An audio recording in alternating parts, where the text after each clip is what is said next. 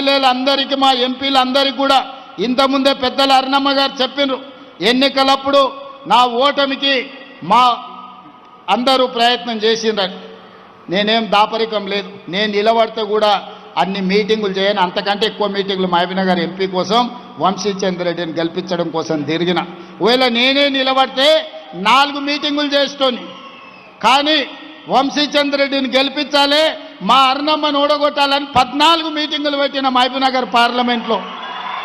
కానీ ప్రజలు వారిని ఆశీర్వదించారు, గెలిపించారు. ఎన్నికలు అయిపోయినాయి. ఎన్నికల తర్వాత రాజకీయాలు లేవు, కుట్రలు కుతంత్రాలు లేవు. ఈ దేశానికి ప్రధానమంత్రి నరేంద్ర మోడీ, మహబూబ్నగర్కు పార్లమెంట్ సభ్యులు డీకే అరుణమ్మ, తెలంగాణ రాష్ట్ర ప్రభుత్వంలో మేమున్నాం, కేంద్ర ప్రభుత్వంలో వాళ్ళు ఉన్నారు.